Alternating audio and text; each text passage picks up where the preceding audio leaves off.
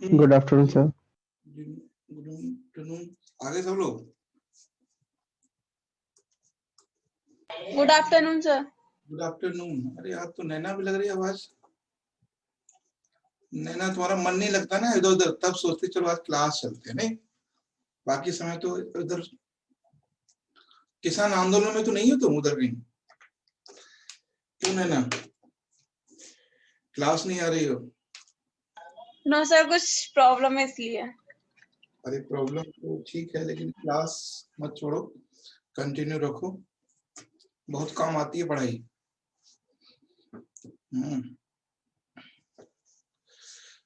ठीक सर है। वीडियो तो डेली देखते हैं। हाँ, वीडियो देखते हो, लेकिन वीडियो का कुछ पता नहीं है कि कब तक रहे कब ना रहे। क्लास जैसे ही देखो उसको नोट करो और नोट्स बनाते रहो, सबसे जरूरी चीज है।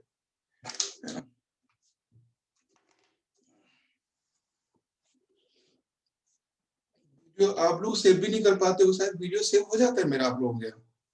सर नहीं हो पाता, मैंने बहुत कोशिश की इस चीज की। नहीं हो पाता। कोशिश आप लोग यही करिए कि नोट्स बनाते रहिए, क्योंकि पता नहीं, एक बार हमारा एक चैनल था तो मतलब वो अचानक से बंद हो गया, वो यूट्यूब से ही बंद कर दिया। तो जो चीजें ऑनलाइन है वो परमानेंट नहीं है, परमानेंट वो है जो आपके कॉपी में है।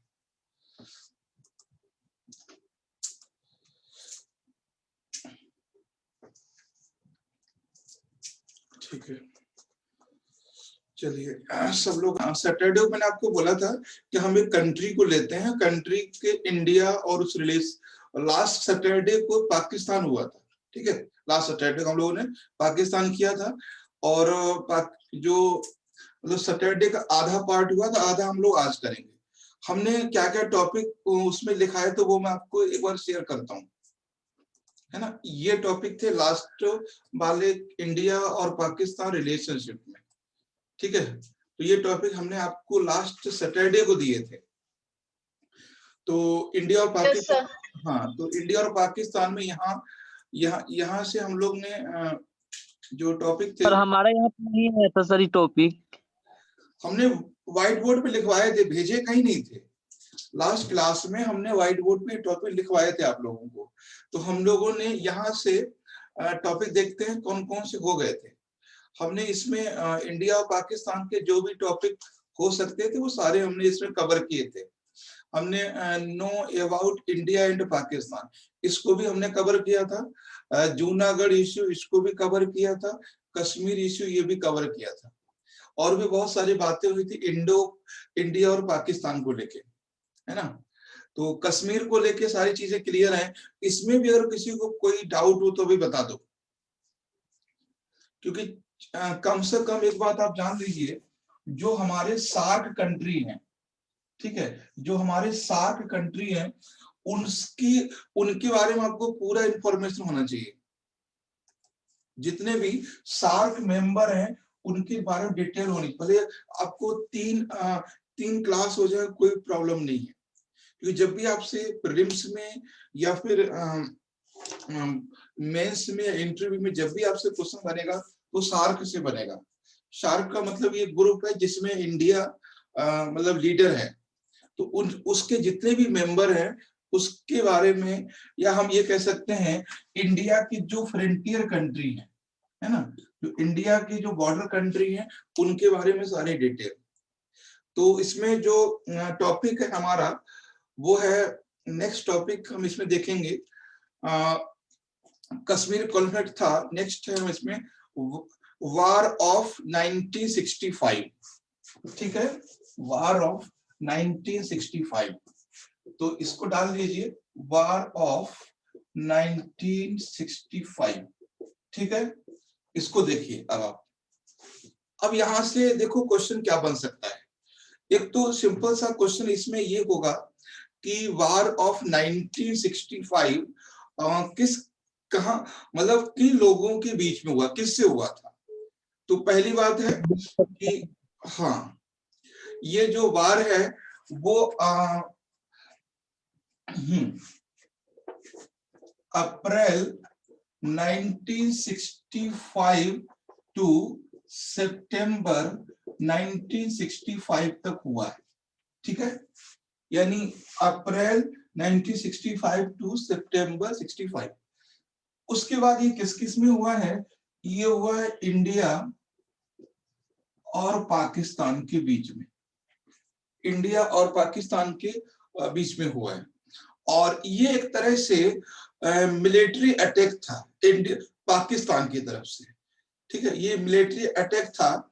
और खासकर जो ये कश्मीर रीजन में हुआ था, कश्मीर रीजन में, है ना, कश्मीर रीजन, कश्मीर रीजन में हुआ था। कश्मीर रीजन का मतलब है कि कश्मीर कोई स्टेट अब बना है, पहले वो रीजन ही था। और इसमें जो पाकिस्तान की तरफ से एक ऑपरेशन चलाया गया था, उसका नाम पता है आपको?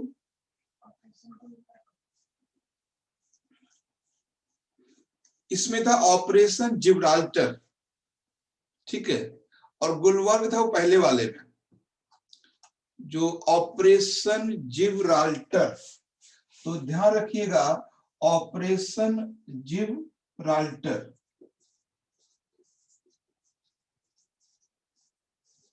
जिब्राल्टर क्यों रखा वो नहीं पता, क्योंकि जो जिब्राल्टर है वो एक स्टेट है, मतलब एक संधि है, जल संधि। बता सकते हैं जिब्राल्टर कहां पर है? किसी को पता है? जिब्राल्टर स्टेट यानी जिब्राल्टर जल संधि यानी जिब्राल्टर जल डबरू मध्य किस किस के बीच में है? नहीं पता? देखिए हम आपको बताते हैं कहां पर है ये आपको मैप में दिखा देते हैं, चलिए आप भूलेंगे नहीं, क्योंकि कभी आप पाकिस्तान का नाम ले सुन रहे हैं तो ऑपरेशन जो जिब्राल्टर जो संधि है, वाटर स्टेट है, वो यहाँ पर है। आप देखेंगे ये अटलांटिक सी है और ये मेडिटेरियन सी है, ये वाटर बॉडी है आपस में कनेक्ट करता है, ये जिब्राल्टर है। यानी कभी आपसे पूछेगा जिब्राल्टर जल संधि कहां पर है या जिब्राल्टर स्टेट कहां पर है, तो ये इस रीजन में है, यहाँ पर ये वाला पार्ट है ये, ठीक है। तो एक्चुअली क्या है, ऐसे करके इसको लिखते हैं,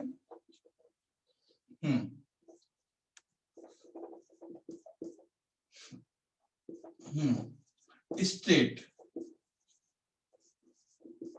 जिब्राल्टर स्टेट। तो स्टेट का मतलब होता है जल संधि, ठीक है। कभी कभी हम लोग इसको हिंदी में जल डमरू मध्य भी कहते हैं, जल डमरू मध्य। तो बहुत सारे हैं, जैसे अपने यहाँ पाक स्टेट है ना, पाक जल संधि, इस तरह से।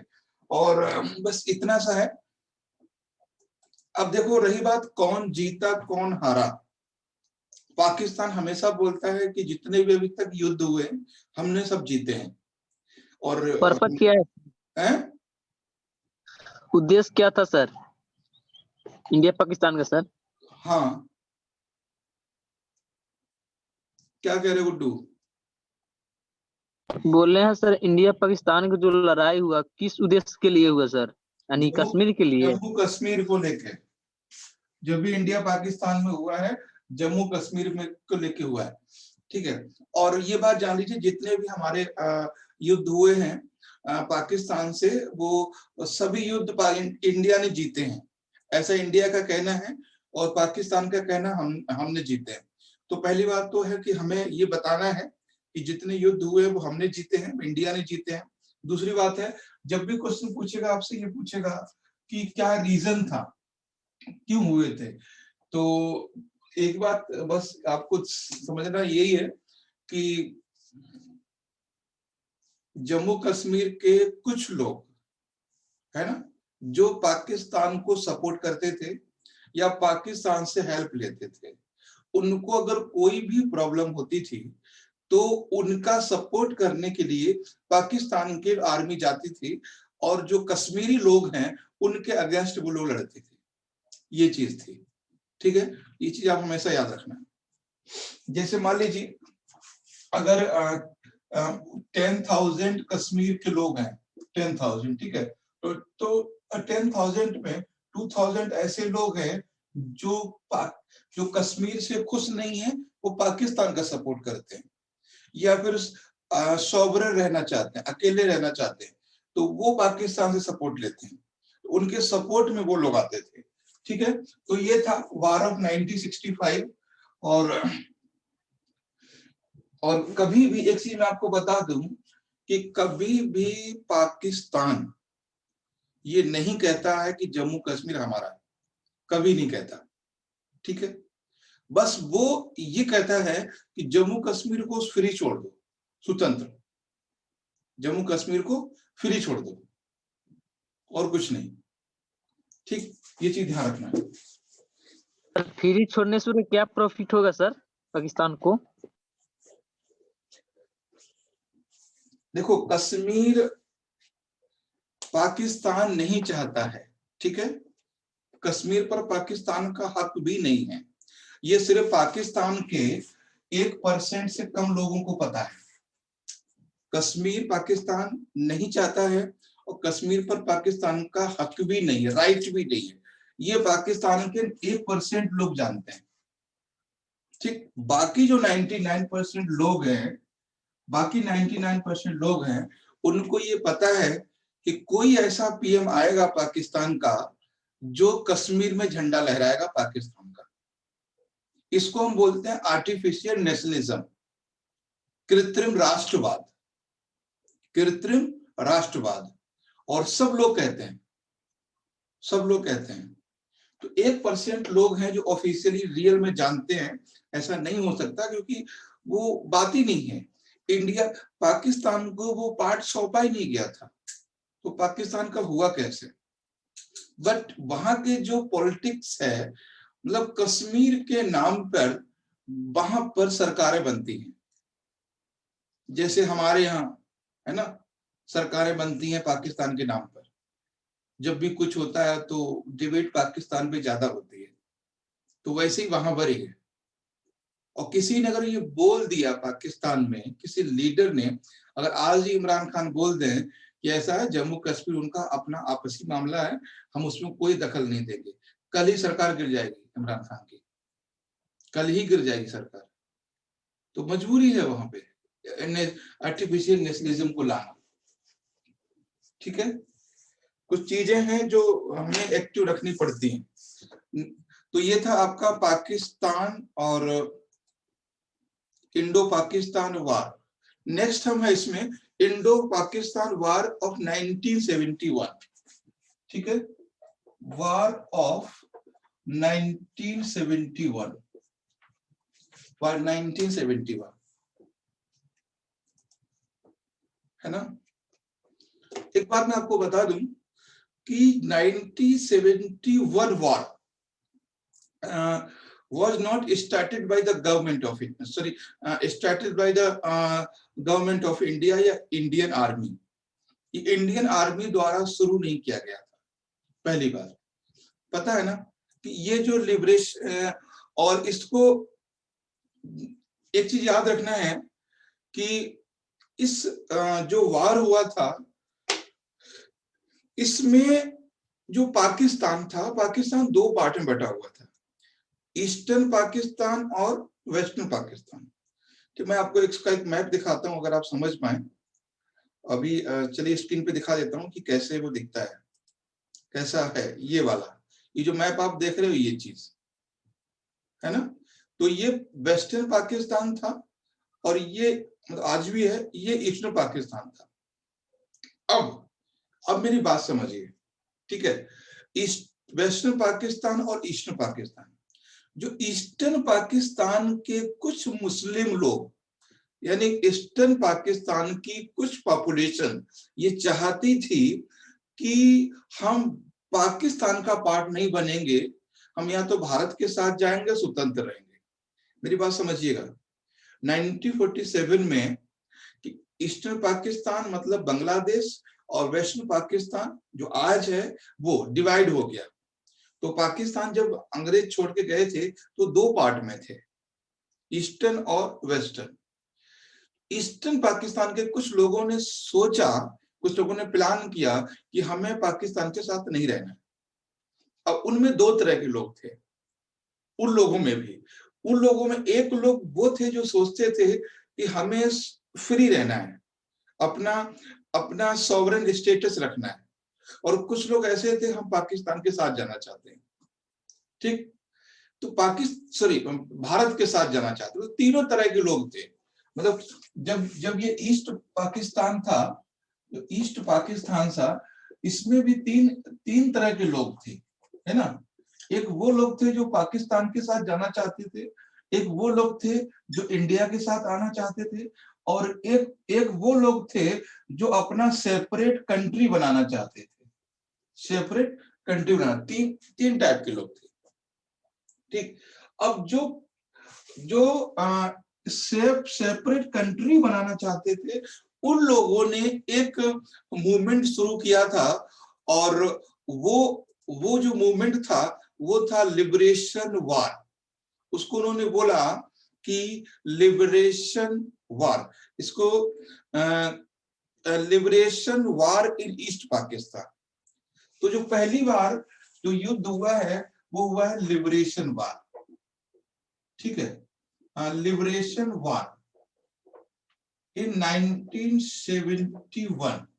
और ये जो 1971 लिबरेशन वार हुआ है, that is against Pakistan by the common या local people of east Pakistan. ये जो लिबरेशन वार था ये पाकिस्तान यानी वेस्ट पाकिस्तान के अगेंस्ट था ये, ठीक है।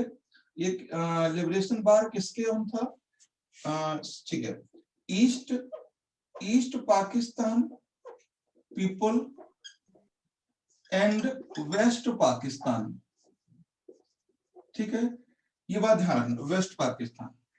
यानी ये लिबरेशन वार हुआ 1971 में, ईस्ट पाकिस्तान के लोकल पीपल थे और वेस्ट पाकिस्तान गवर्नमेंट थी। उस यानी लोकल पीपल ने, इन लोगों ने एक वॉर शुरू किया, लिबरेशन वॉर, यानी इसको बोलते हैं स्वतंत्रता आंदोलन, ऐसे कह सकते हैं, उसके अगेंस्ट में।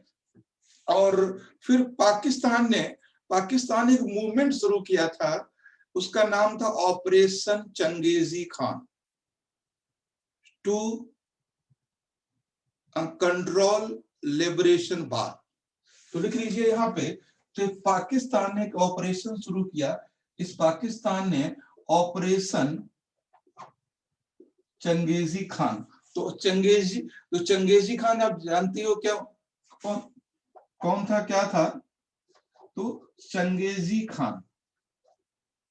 तो चंगेजी खान ऑपरेशन उन्होंने शुरू किया। तो पहली बात ये भी क्वेश्चन अभी तक बना नहीं है कि कौन सा वो ऑपरेशन था। देखो एक बात बता दें आपको, जब भी हम कोई बड़ा कोई भी नेशनल लेवल पे, इंटरनेशनल लेवल पे कोई काम करते हैं, उसका नाम देते हैं, कुछ नाम होता है। बस कभी कभी वो नाम बहुत हाईलाइट हो जाता है, कभी कभी नहीं होता है, क्योंकि जब कोई गवर्नमेंट मीटिंग होती है या ऑफिसर की मीटिंग होती है, उस इवेंट को वो नाम देते हैं, ठीक है, हर किसी इवेंट का। तो ऑपरेशन चंगेजी खान था, शुरू किया गया था। अब ये बात तो थी, चल रही थी, लेकिन अब बात आई कि इंडो पाकिस्तान में 1970 में, ये अप्रैल से लेकर सितंबर तक हुआ है। अब 28 अप्रैल को ही स्टार्टिंग से हुआ, 28 अप्रैल 1971 में गांधी कैबिनेट, यानी गांधी कैबिनेट का मतलब मिसेस गांधी, इंदिरा गांधी कैबिनेट ने ऑर्डर दिया, Indian army chief, who was the army chief that time, बहुत फेमस नाम है, बहुत फेमस, और उनकी डीआरडीओ के मतलब कह सकते हैं प्रांगण में उनका स्टैचू बनाया गया है, उन्हीं का, जो उस समय इंडियन आर्मी चीफ थे अपने, उनका डीआरडीओ। अगर कभी आपको जाने का मौका मिले, जब सेलेक्ट हो जाएंगे तो भारत भ्रमण पे जाएंगे तो डीआरडीओ घुमाया जाएगा। तो जैसे डीआरडीओ एंट्री करते हैं तो उनका स्टैचू बनाया गया है डीआरडीओ में, ठीक है। तो वो थे मार्शल मानिक शाह। तो तो अप्रैल 28 अप्रैल को गांधी कैबिनेट ने, है ना, गांधी कैबिनेट ने एक ऑर्डर पारित किया और बोला आर्मी चीफ से, आर्मी चीफ कौन थे? मानिक शाह, ठीक है, मानिक शाह, मार्शल मानिक शाह। तो मार्शल मानिक शाह थे, बहुत ही फेमस नाम है। ये कुछ दिन पहले इनकी डेथ हुई है, शायद 2012 में या इससे नहीं 2009 या 10 में हुई है इनकी डेथ, मानिक शाह ने। तो ये था, तो मानिक शाह थे, तो उन्हें ऑर्डर दिया गया कि आप जाओ और उसको इंटरफेयर करो, ठीक है। उसके बाद मानिक शाह आर्मी चीफ थे, और फिर चीजें मानिक शाह और पाकिस्तान के बीच में आ गई। और मानिक शाह एक ऐसे व्यक्ति थे जिन्होंने पाकिस्तान के 1.5 लाख सोल्जर को सरेंडर करवाया था। 1.5 लाख सोल्जर थे, उनको सरेंडर करवाया मानिक शाह ने। Chief army staff general Sam Manekshaw, है ना, उन्होंने बोला कि to go East Pakistan. Mrs Gandhi ने ऑर्डर दिया कि to go East Pakistan and control situation. तो ध्यान रखना है कि सैम मानिक शाह नाम था उनका, बहुत रेस्पेक्ट नाम है, सैम मानिक शाह। तो ये मार्शल थे, उन्होंने ऑर्डर दिया कि to go in East Pakistan. तो ईस्ट पाकिस्तान जाने का ऑर्डर दे दिया गया।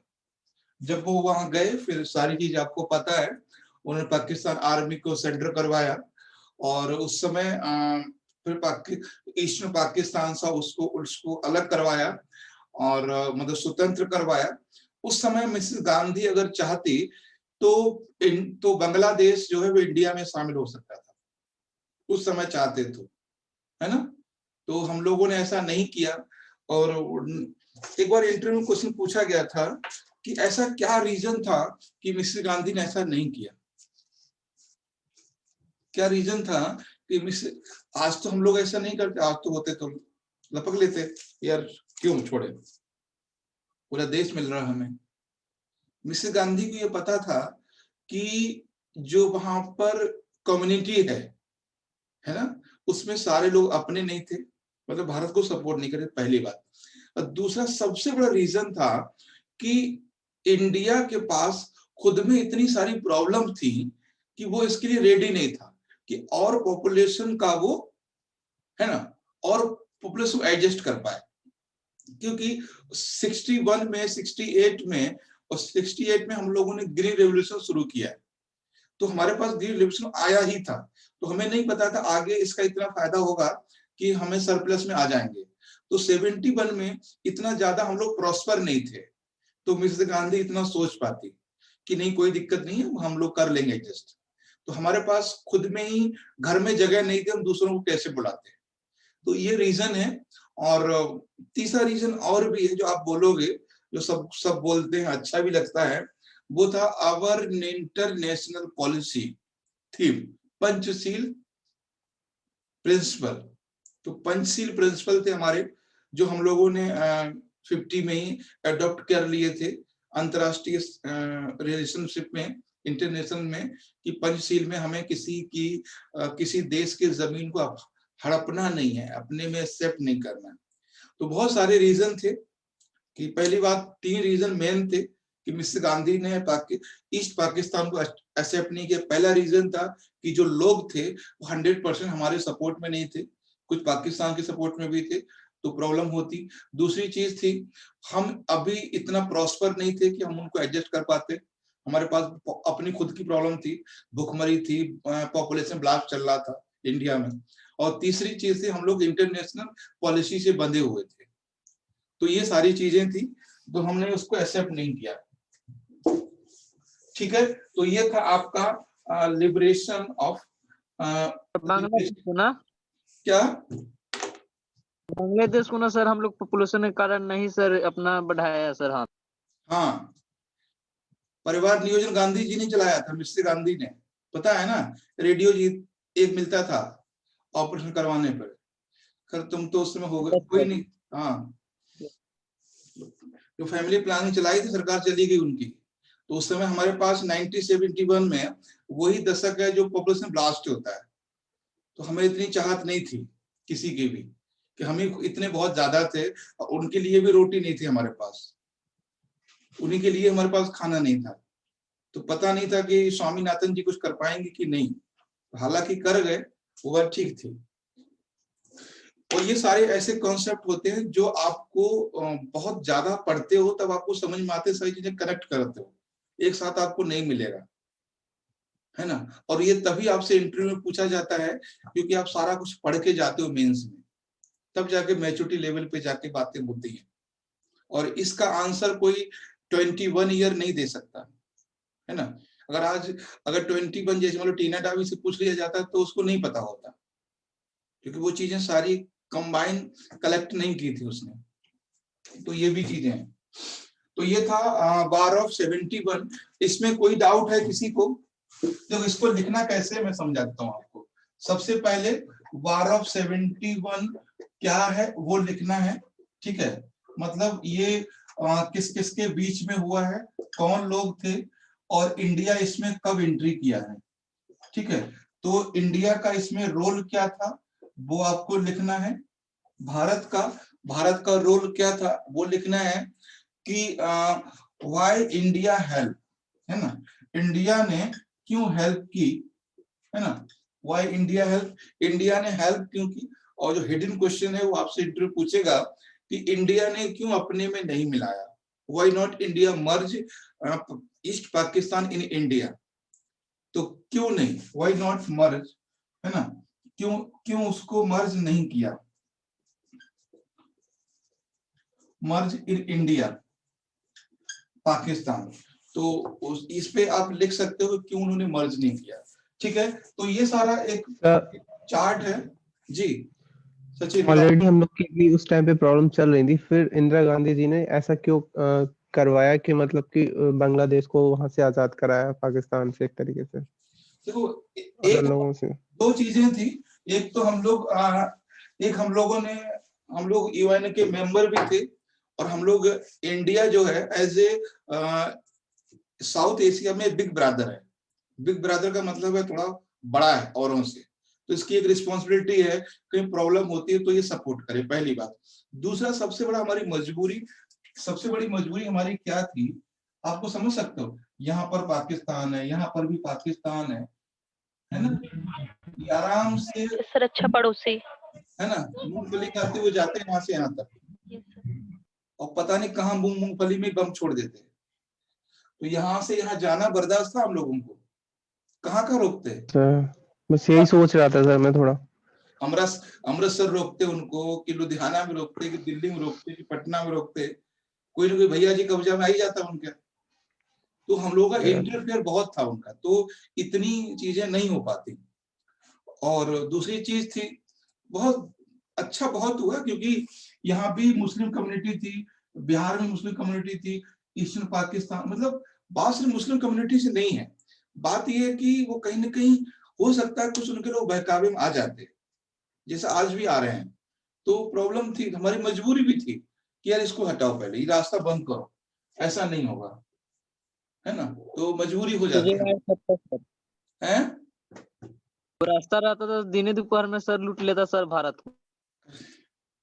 भारत नहीं लूट लेता, पता नहीं इलाहाबाद जाते तो लोग क्या खिला देते इलाहाबाद वाले, है ना। तो भारत को कोई नहीं लूट पाता है, पता है ना। वो लिट्टी होता है ना, गोल गोल बिहार में बनता है, लिट्टी बोलते हैं उसको। हाँ, उसको खिला देते गोला बना के बारूद से, पता नहीं चलता लिट्टी है कि गोला है, बारूद है। सर लिट्टी चोखा। हाँ, लिट्टी चोखा होता है, हाँ, गोल वाला वो। सर लिट्टी चोखा। तो वैसा ही बम होता है, वैसे ही गोल गोल। तो पता ही चलता है कि गोला ले जा रहा है, बम ले जा रहा है, लिट्टी ले जा रहा है, समझ रहे हो ना। तो बिहार में जाके दिक्कत हो जाती, मतलब ईस्टर्न यूपी से लेकर बंगाल तक। तो खैर वो तो एक ऐसे ही है, बट हमें जरूरत थी उसकी, ठीक है। और नेक्स्ट पॉइंट हम बात करते हैं, नेक्स्ट है इसमें हाँ, एक चीज और है यहाँ पे, एक वर्ड आता है इसी समय, वो है राजकाल। एक वर्ड है राजकाल। कोई बता सकता है ये लोग कौन? जे है, सॉरी जेड है, ये से राजकाल। मैं आपको बताता हूं ये लोग कौन है। किसी पढ़ा इनके बारे में? नहीं पढ़ा। देखिए, Razakar is a private army या designed militant by Pakistan for East Pakistan control. मतलब ये लोग थे, या कह सकते हैं इन्होंने बोला था ये आर्मी है ना, ये आर्मी है, आर्मी ऑफ पाकिस्तान। पाकिस्तान की आर्मी थी for control east Pakistan. East Pakistan, ये ईस्ट पाकिस्तान के लिए बनाई गई थी, ठीक है।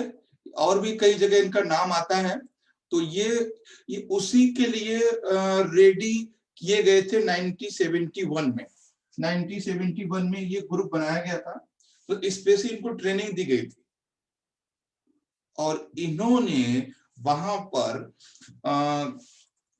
बहुत बड़े लेवल पर, लगभग संख्या बहुत ज्यादा है, ठीक है, 2 लाख से लेकर 4 लाख तक इन्होंने एक जेनोसाइड रेप किया। 2 लाख से लेकर, ठीक है, 4 लाख तक लोगों का जेनोसाइड रेप। जानते हैं क्या होता है ना? तो लगभग 4 लाख तक लोगों का इन्होंने जेनोसाइड रेप किया। जेनोसाइड रेप, ठीक है, जेनोसाइड रेप ईस्ट पाकिस्तान ने इन लोगों ने किया, जेनोसाइड रेप। तो ये बहुत बड़ा इवेंट था। लगभग 2 लाख से लेकर 4 लाख महिलाओं का एक ग्रुप के साथ रेप किया गया, और ये उन लोगों की महिलाएं थीं जिन लोगों ने पाकिस्तान का अपोज किया था, जिन लोगों ने लिबरेशन मूवमेंट चलाया था। अभी भी बांग्लादेश में वहां के लीडर पे केस चल रहे हैं अभी भी। मुजीबुर रहमान वगैरह नाम सुने होगा आप लोगों ने, जो शेख हसीना वगैरह हैं, इनके फादर वो लोग थे, तो वहां पर है। तो जेनोसाइड रेप यही होता है, तो पाकिस्तान में हुआ था। और ये बांग्लादेश का लेकर तो सर क्यों सर केस चल रहा है सर? मतलब जो लोग पाकिस्तान का सपोर्ट किया था, जिन लोगों ने, उन पर वर्तमान सरकार अभी भी केस चला रही है कुछ लोगों पर, कि क्यों आपने पाकिस्तान का सपोर्ट किया था। वो बांग्लादेश में ही है, ठीक है। मतलब क्यों आपने, क्योंकि जो लोग जीते कौन? जो लोगों ने लिबरेशन मूवमेंट शुरू किया था वो लोग जीत गए, तो वो लोग रूलिंग में है। तो जिन लोगों ने लिबरेशन मूवमेंट का अपोज किया था और वेस्ट पाकिस्तान का सपोर्ट किया था, उनके अगेंस्ट केस चल रहे हैं अभी भी, ठीक है। तो ये था, तो कभी ये पूछ सकते हैं, पूछेंगे तो नहीं, क्योंकि चीजें ऐसी हैं जो ठीक नहीं अभी, इसलिए न्यूज में ज्यादा नहीं है। कहीं कहीं पर एक वर्ड मुझे मिला तो मुझे देखा ये है क्या, तो पता चला ये प्राइवेट मिलिटेंट्स थे जो पाकिस्तान द्वारा बनाए गए थे, वहां जाके उन लोगों ने इस तरह की एक्टिविटी की। और नेक्स्ट है इसमें करगिल वार। टाइम है ना हमारे पास, ठीक है। करगिल वार,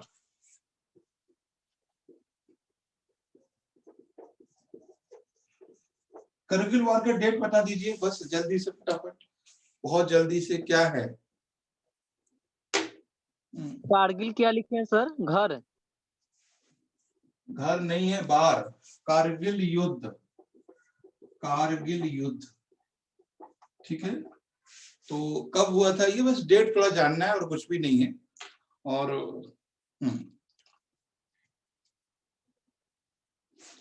ये हुआ था मई टू जुलाई, मई टू जुलाई 1999 में, मई से लेकर जुलाई तक हुआ था। अच्छा, करगिल क्या है बता सकते हैं कोई? करगिल क्या है? बताओ सचिन, क्या है कारगिल? जिसमें बहुत जवान सर शहीद हुआ था सर, जम्मू कश्मीर में सर। अरे यार, ये तो वही बात बोल दी आपने। पुराने जमाने में युद्ध हुआ था, बहुत लोग मर गए थे, विधवाएं पड़ी हुई थी, है ना, रो रहे थे, बच्चे भी रो रहे थे, खून बह रहा था। ये तो वही बात बोल दी आपने, युद्ध का वर्णन कर दिया। करगिल इज ए सर ये डिस्ट्रिक्ट जम्मू एक कश्मीर। डिस्ट्रिक्ट है सर जम्मू कश्मीर हाँ, में। जम्मू कश्मीर डिस्ट्रिक्ट है, बस इतना सा थोड़ा सा याद रहे। और ये सारी चीजें आपको इंटरव्यू में कहने की परेशान कर सकती, इसलिए करगिल जो है वो डिस्ट्रिक्ट है जम्मू कश्मीर का। ठीक है, तो करगिल में एक लोकेशन है, वहां पर ये वॉर हुआ था। और इन्होंने सर कारगिल जम्मू कश्मीर का, क्या, कारगिल जो है सर जम्मू कश्मीर का डिस्ट्रिक्ट है। हाँ सुनो, पाकिस्तान की सेना जम्मू कश्मीर में घुस आई थी, और करगिल डिस्ट्रिक्ट है जम्मू कश्मीर का। वहां पर इंडियन आर्मी और पाकिस्तान आर्मी में वॉर हुआ था, युद्ध हुआ था। और जो वॉर चला था वो मई टू 1919 से लेकर 1999 से लेकर और मतलब जुलाई तक हुआ था। ठीक है, और इंडिया की तरफ से जो ऑपरेशन किया था, उस ऑपरेशन का नाम बता सकते हैं क्या था?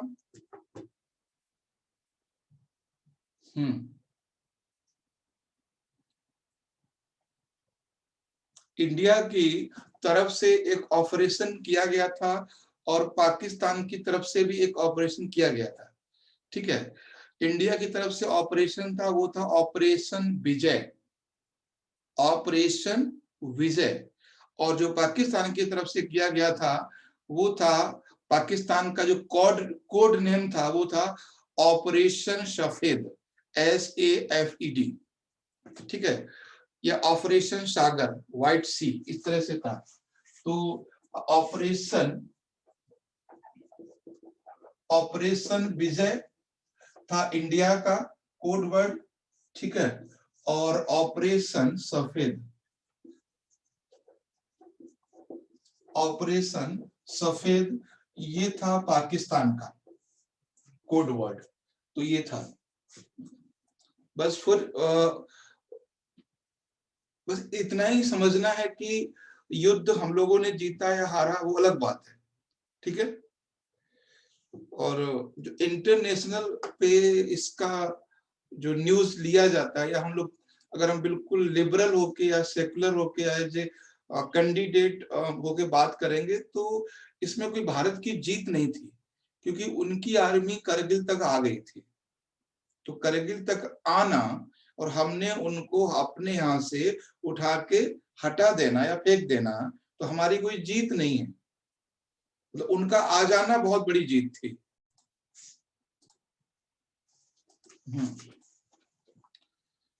ठीक है, तो ये था आपका करगिल वार।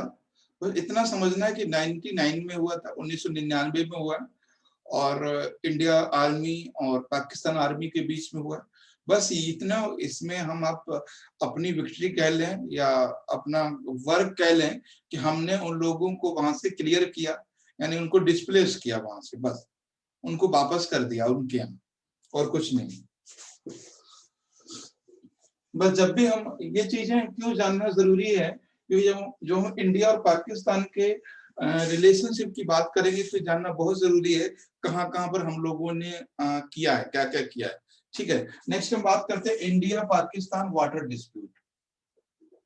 India Pakistan water dispute, Bharat और पाकिस्तान जल विवाद,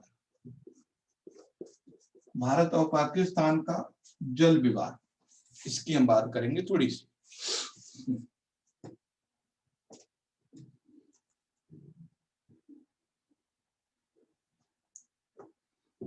ठीक है, अब देखिए इसमें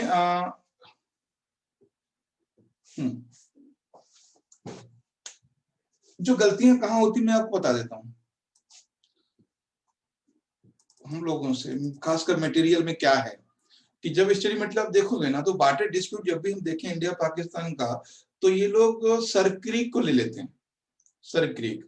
तो sir creek is not a water dispute between India and Pakistan.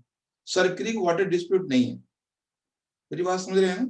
Sir creek को आपको नहीं लिखना है यहाँ पर, क्योंकि sir creek area that is related, the dispute is related to the territory, मतलब एक क्षेत्र से संबंधित वो डिस्प्यूट है सॉरी क्रीक का, वाटर डिस्प्यूट नहीं है। इंडिया में, इंडिया और पाकिस्तान के बीच जो इंडिया की कई सारी ऐसी नदियां हैं, ठीक है, 6 नदियां हैं भारत की जो पाकिस्तान से होकर बहती हैं, ठीक है। इंडिया यानी जो रिवर है, खासकर पहली बात ये जो डिस्प्यूट शुरू हुआ वो 1960 में हुआ शुरू, ठीक है। तो ऐसी 6 रिवर हैं, 6 रिवर, ठीक है। तो 6 रिवर हैं जो इंडिया से भी क्रॉस करती हैं और पाकिस्तान से भी, ठीक है। तो 6 रिवर वो कौन कौन सी हैं? इंडस, ठीक है, झेलम, चिनाब, ठीक है, रावी,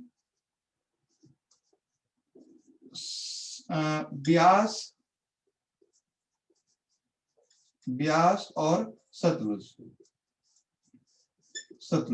तो ये 6 नदी हैं जो इंडिया और पाकिस्तान दोनों से गुजरती हैं, ठीक है। तो 6 नदियां हैं जो इंडिया और पाकिस्तान से गुजरती हैं। ये 1960 में एक डिस्प्यूट हुआ। डिस्प्यूट क्यों हुआ आपको पता है?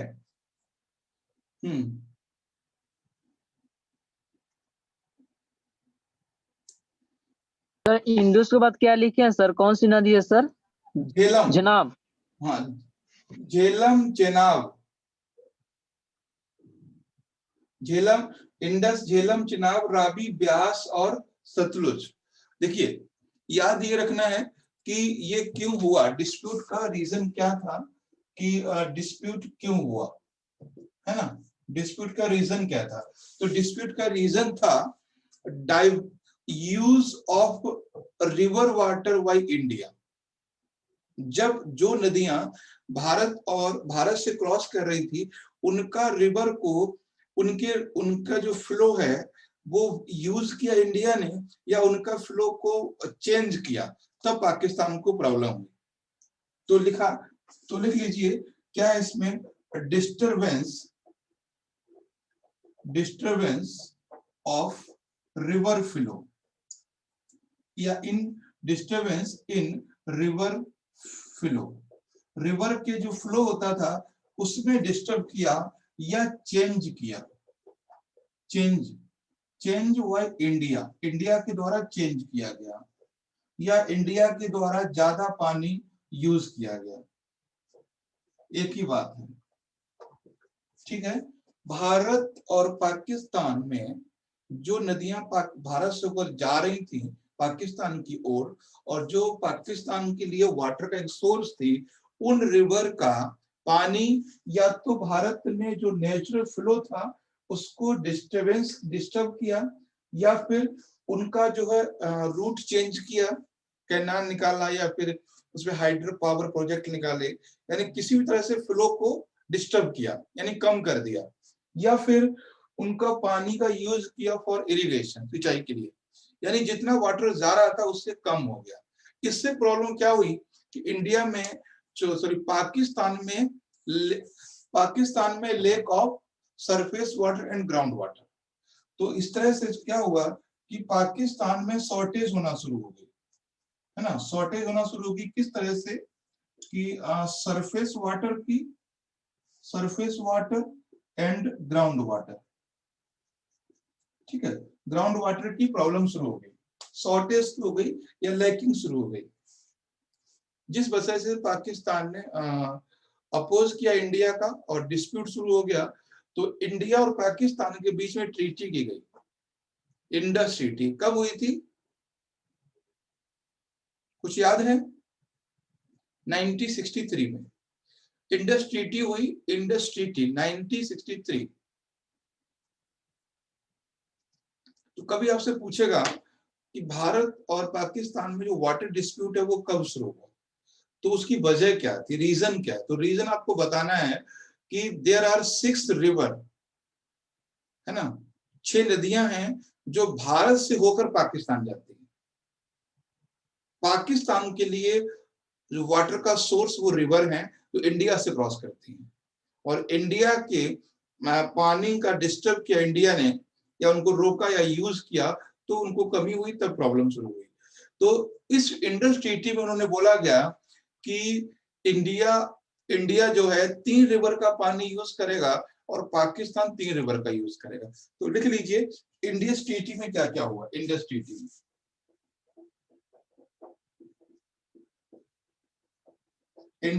में क्या क्या हुआ। इंडस ट्रीटी में ये हुआ कि सिंध, झेलम, चिनाब, जो इंडस, ठीक है, इंडस, झेलम और चिनाब, ठीक है, इन नदियों का यूज पाकिस्तान करेगा, ठीक है, और बाकी जो 3 बच गई उनका यूज इंडिया करेगा, है ना। रावी और ब्यास या सतलुज, ये तो ये था। और कुछ और भी कई सारी चीजें थी, इनको अभी यहाँ जानने की जरूरत नहीं। जब हम लोग इंडस ट्रीटी कभी करेंगे स्पेशली तो देख लेंगे उसको। मेन आपको फोकस समझना है कि वाटर डिस्प्यूट हुआ क्यों, कब से शुरू हुआ। 1960 से ये वाटर डिस्प्यूट शुरू हुआ। क्यों हुआ? क्योंकि 6 रिवर फ्लो कर रही थी। 6 रिवर कौन सी थी? वो ये थी। प्रॉब्लम डिस्प्यूट हुआ क्यों? इसलिए हुआ कि इंडिया ने उसको यूज किया। इस डिस्प्यूट का सॉल्यूशन क्या हुआ? इंडस ट्रीटी हुई, और इंडस ट्रीटी में इस तरह से बोला गया कि India Indus, Jhelum, Chenab 3 river का पानी को टच नहीं करेगा, यूज नहीं करेगा। और भी बहुत सर भारत की पानी है सर, तो वो मतलब पाकिस्तान क्यों यूज करेगा सर? पाकिस्तान क्यों यूज करेगा? अगर गंगा आपके आ रही है, गंगा को हम मोड़ दें एमपी की तरफ, तो क्या करेंगे आप बिहार में रह के? Yes sir. तब पानी का कोई क्या यूज करता है? गुड्डू यार ऐसी बात करते हो तो। जैसे हमारे यहाँ गंगा का यूज है, वैसे पाकिस्तान में इंडस का यूज है, ठीक। तो कभी कभी पाकिस्तान का जैसे मीडिया ने लास्ट ईयर बोला था, 2-3 सालों में कुछ ऐसा हुआ था कि इंडिया का मीडिया बोल रहा था कि जी अब हम पाकिस्तान का साथ इंडस ट्रीटी है वो हम रोक देंगे, मतलब तोड़ देंगे, इंडिया से गुजरने वाली सारी नदियों का पानी रोक देंगे, पाकिस्तान सूखा मर जाएगा, डेजर्ट हो जाएगा, पता नहीं क्या क्या, ठीक है। तो पहली बात है कि जो भी ट्रीटी होती है वो कभी टूटती नहीं है, पहली चीज। और क्योंकि ट्रीटी करने वाले ही नहीं है, तोड़ने वालों का क्या हक है फिर। और फिर अगर हम पाकिस्तान की नदियों को पानी को रोक भी लेंगे तो हम कहाँ ले जाएंगे उनको? तो हमारी इन्होंने पहले भी डिस्कस किया था क्लास में कि पाकिस्तान में जो नदियां जा रही हैं, अगर पाकिस्तान ये कह दे हमें भारत से नदी आने वाली नदी को एक भी बूंद पानी नहीं चाहिए, पाकिस्तान इंडिया अपना कुछ भी करे, तो इंडिया को परेशानी हो जाएगी, कश्मीर बह जाएगा, क्या करोगे आप? दिल्ली तरफ मोड़ दोगे, दिल्ली बह जाएगा। तो मतलब इंडिया, हाँ, तो ये है। खैर, तो ये था आपका इंडिया और पाकिस्तान का वाटर डिस्प्यूट। इसमें आप सर क्रीक को शामिल नहीं करेंगे, ठीक है, सर क्रीक को शामिल नहीं करेंगे।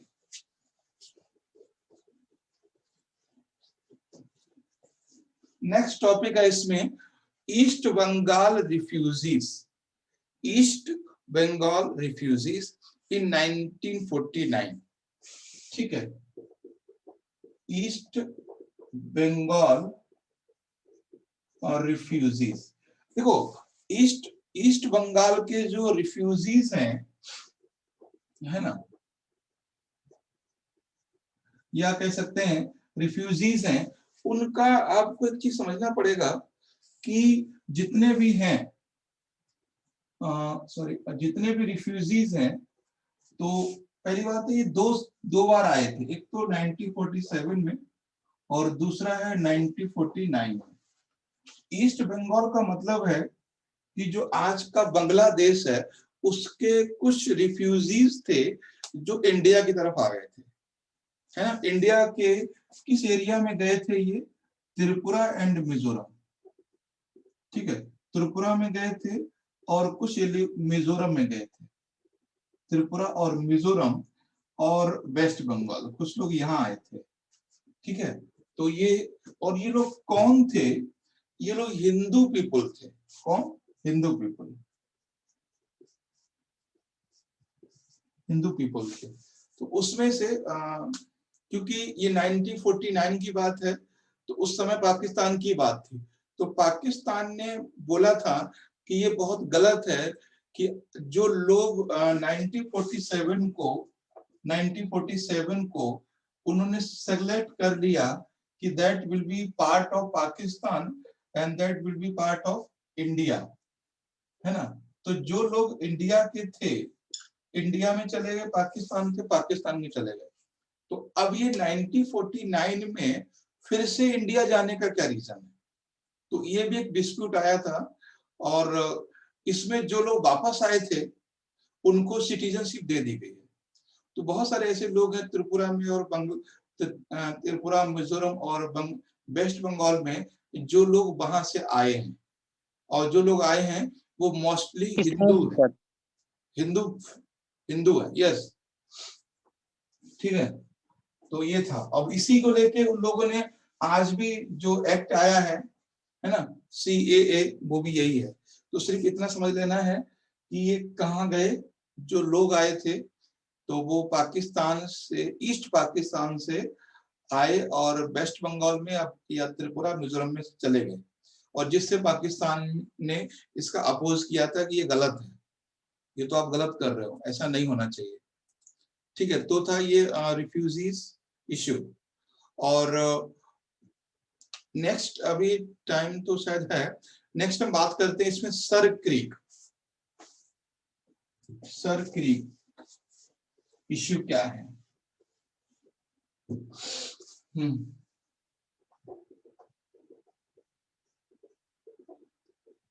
जैसे हम बात करेंगे जैसे सर क्रीक की, तो सर क्रीक को समझेंगे कि इसमें इंटरनेशनल क्यों लोग इन्वॉल्व है, ये भी बहुत ध्यान रखना है। सर क्रीक इश्यू जो है वो है क्या, उसको समझेंगे, और इसमें इंटरनेशनल लोग क्यों इन्वॉल्व है। तो सबसे पहले यही समझेंगे सर क्रीक है क्या। कोई बता सकते हैं सर क्रीक क्या है? Sir creek is a tidal wetland. क्या है? टाइडल वेटलैंड है ये, यानी ज्वारीय क्या बोलते हैं वेटलैंड को? नम भूमि, आर्द्र भूमि। ठीक है, आर्द्र भूमि। हाँ, तो टाइडल वेटलैंड है ये। ठीक है, टाइडल वेटलैंड है, टाइडल वेटलैंड।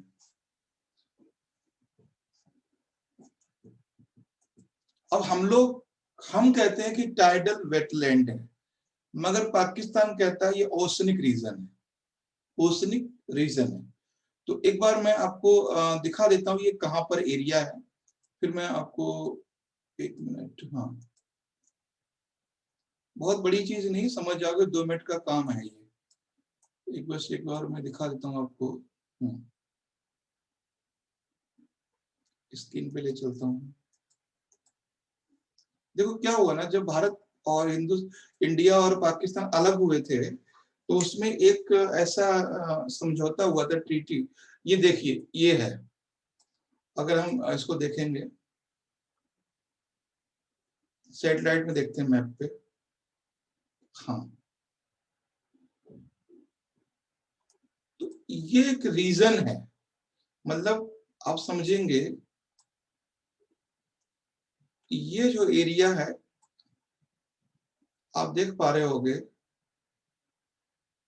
ये जो रीजन है इंडिया और पाकिस्तान के बीच का, ये वाला रीजन, ये है, ये सर क्रीक रीजन, ये आर्द्र भूमि है। इसमें मतलब बहुत ज्यादा पानी है, पानी मतलब गहरा नहीं है, लेकिन वो नम भूमि है। तो आप समझ पा रहे हो कि ये कहां पर है। तो सर क्रीक भारत, नहीं सॉरी, ये तो नहीं, ये नहीं, यहाँ पर, ये तो अलग हम दिखा दिया हमने, ये वाला रीजन है, ये वाला रीजन, ये वो तो कच्छ में ही था, ये वाला रीजन है, ये वाला रीजन, ठीक है, हाँ लिखा हुआ भी है ये वाला रीजन, ठीक है। तो ये जो एरिया है वो इंडिया और पाकिस्तान के बीच का एरिया है ये। अब इसमें डिस्प्यूट ये है कि इंडिया कहता है कि ये वेटलैंड है और पाकिस्तान कहता है ये ओशियन है, ठीक। अब ओशियन में और वेटलैंड में क्या फर्क है? देखिए, वेटलैंड किसी कंट्री का पार्ट होता है। वेटलैंड जो है, हमने भी देखो वेटलैंड ही लिखा है, वेटलैंड किसी कंट्री का पार्ट होता है। और ओशियन अगर वो 200 नॉटिकल माइल्स तक है, ठीक है, तो वो किसी कंट्री में है। अगर वो उससे ज्यादा है तो इंटरनेशनल उसका डिवीजन होता है, मतलब हर देश का उसमें भाग होता है। तो उनका कहना है कि ये जो ये टाइडल वेटलैंड है, तो ये वेटलैंड नहीं है, ये ओशियनिक रीजन है और इसका आधा भाग हमें मिलना चाहिए। इंडिया कहता है कि ओशियन नहीं है, ये वेटलैंड है। अब वो बोलता भी ये टाइडल वेटलैंड, टाइडल का मतलब यहाँ नदियां गिरती हैं। तो बस यही है कि सर्क्रिक डिस्प्यूट जो है वो भारत और पाकिस्तान में एक एरिया को लेके है और ये काफी पुराना है। और पाकिस्तान क्यों लेना चाहता है, इंडिया क्यों नहीं देना चाहता, उसका रीजन समझिए। कि पहली बात है कि ये जो रीजन है वो सिक्योरिटी के पर्पज से एज ए स्ट्रेटेजिक यानी सामरिक दृष्टि से बहुत इंपॉर्टेंट है। अगर हमने उनको दे दिया तो उनके आर्मी यहाँ पर आ सकते हैं, पहली बात। दूसरी चीज है, ये रीजन जो है फिशिंग के लिए बहुत इंपॉर्टेंट है, फिशिंग के लिए। तो पहला क्या इसका यूज है, पहला है डिफेंस के लिए, ठीक है, यानी सुरक्षा के लिए। दूसरा है फिशिंग के लिए। और तीसरा जो इंपॉर्टेंट है वो है इस एरिया में फॉसिल फ्यूल भी है, यानी डीजल पेट्रोल। इस एरिया में फॉसिल फ्यूल भी है, इसलिए भारत नहीं देना चाहता, ठीक है। इसलिए पाकिस्तान चाह रहा है, इसलिए भारत नहीं देना चाहता। प्रॉब्लम ये हुई थी कि जब अंग्रेज गए तो बहुत जल्दबाजी में चले गए, बहुत सारी चीजें अधूरी छोड़ के चले गए, बहुत सारी चीजें अधूरी छोड़ के चले गए। और इसी वजह से वहां पर ये इंडिया और पाकिस्तान में प्रॉब्लम हो रही है, ठीक है। आई थिंक समझ में आ गया होगा कि सरक्रीक है क्या। तो Sir Creek is a tidal wetland, आपको ओशियन नहीं लिखना है, हम लोग वही बोल रहे हैं जो सरकार बोलती है। तो that is tidal wetland between India and Pakistan. Dispute क्यों है, इंडिया इसको इंटीरियर पार्ट मानता है और पाकिस्तान इसको ओशियन का पार्ट मानता है। So Pakistan want the participation entry in this region. तो पाकिस्तान इसमें अपनी मतलब चाहता है हमें भी इसकी कुछ हिस्सा मिले। तो उसका इंपॉर्टेंस है वो तीन है, सिक्योरिटी के पर्पज से और फिशिंग के पर्पज से, और यहाँ पर फॉसिल फ्यूल है। तो ये है, ठीक है। अब जो आगे टॉपिक आपके बचते हैं उसमें से ज्यादा टॉपिक नहीं है, एक बार मैं बता देता हूँ, एक बार लिस्ट में दिखा दूंगा आपको। अच्छा, सरक्रीक में तो कोई दिक्कत नहीं किसी को? No sir. कम शब्दों में समझना है।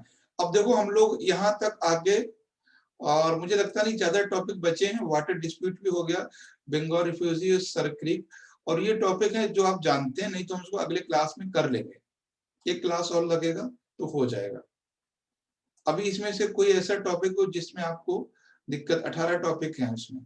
अब जैसे मान लीजिए बहुत कॉमन सी बात है कि trade link Pakistan no doubt वो कंज्यूमर है, प्रोड्यूसर तो है नहीं। तो ट्रेड लिंक हमारे किसी भी कंट्री से हो सकते हैं जो खाना खाता है ना।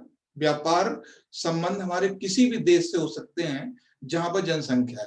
दूसरी है ज्योग्राफिकल लिंक्स। ज्योग्राफिकल लिंक का मतलब पता है, हमारे भारत के 4 राज्यों की सीमा मिलती है। कौन कौन से राज्य हैं? 4।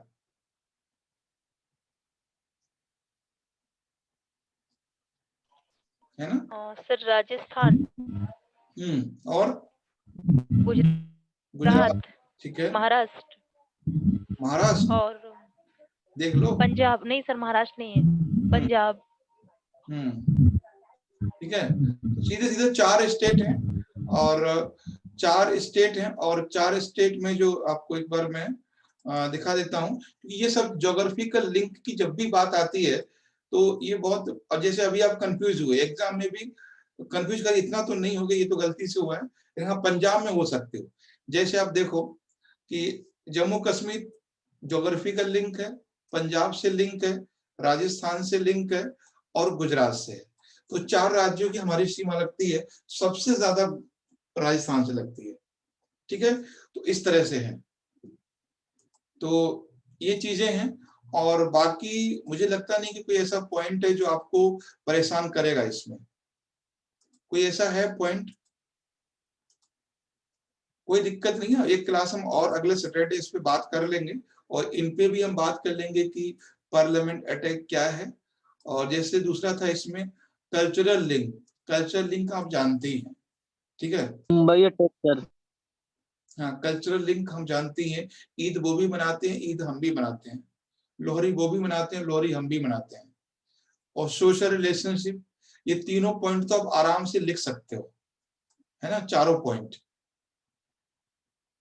जब 2014वां पॉइंट है, जब 2001 में इंडिया में कक्ष में भूकंप आया था भुज में, तो पाकिस्तान की तरफ से रिलीफ आया था बहुत बड़ा, मतलब वहां से कई सारी गाड़ियां आई थी पाकिस्तान से, जो उन लोगों ने खाना या जो भी चीजें थी रिलीफ पहुंचाया, रिलीफ मटेरियल। तो जब इंडिया में 2001 में भूकंप आया भुज में, तो पाकिस्तान की तरफ से रिलीफ आई। और जब पाकिस्तान में 2005 में भूकंप आया, तो इंडिया की तरफ से रिलीफ गई। तो मतलब क्या है कि हम लोग नेचुरल डिजास्टर में भी एक दूसरे का सपोर्ट करते हैं। ये सारी चीज आपको पता होनी चाहिए कि कब पाकिस्तान ने सपोर्ट किया, कब इंडिया ने सपोर्ट किया। तो 2001 में पाकिस्तान ने किया, फिर 2005 में इंडिया ने किया। तो ये चीजें हैं, तो ये यहां से लेकर यहां तक कोई दिक्कत नहीं होगी। इसमें बहुत ज्यादा फैक्चुअल इंफॉर्मेशन की जरूरत नहीं है। क्यों? समझ रहे हैं ना सब लोग? Yes sir. हाँ, तो इस पे आप कोशिश करिएगा, इन टॉपिक पे कुछ लिखिएगा। और जितने, मैं तो ये कह रहा हूँ, जितने ये पॉइंट्स हैं 18 पॉइंट हैं, इन पे सब पे अगर आप 1500 2000 शब्द लिख पाते हैं तो नोट्स बना लीजिए। और ये इंडिया का सबसे फेवरेट टॉपिक है, इंडिया का भी, इंडिया के मीडिया का भी, लोगों का भी। तो एग्जामिनर का तो होगा ही होगा आपका, या तो प्रीलिम्स में या मेंस में, नहीं तो इंटरव्यू में कहीं ना कहीं तो टकराता है। और टॉपिक यही है, इससे ज्यादा कुछ नहीं है। बस इसी को आपको सच्चाई बता देनी है। और सच्चाई बताते समय ये खास ध्यान रखना है कि हम लोगों को भारत सरकार की बातें ही बतानी है, ना कि अपना ज्ञान देना है वहां पे, है ना? हम इंडिया को रिप्रेजेंट करते हैं उस समय। ठीक है, तो बाकी हम लोग मिलते हैं नेक्स्ट क्लास में। और कुछ मैटर है पीडीएफ का, जो मेट्स जो हमने क्लास कैंसिल की है टेस्ट वाली 5 तक के लिए, आज 3-4 दिन के लिए, वो आज या कल तक आ जाए आपके पास। पहले हिंदी में आएगा, फिर इंग्लिश में आ जाएगा। ठीक है, ठीक है। सौरभ नहीं, सचिन, स्वप्निल, जी राजकुमार। सर। ठीक है, ओके। तो कोशिश कीजिएगा इस पे नोट्स बनाने की, है ना? हम सब पर बनाने की कोशिश। हाँ, सभी टॉपिक पे फिर 100 to 150 या 200 तक लिखिए, है ना? लिखिए करगिल कॉन्फ्लिक्ट क्या था, इस सारी चीजों पे कम से कम इतना हो कि करगिल बार पे बोल तो पाओ, इतना तो हो। ठीक है, मिलते हैं नेक्स्ट क्लास में।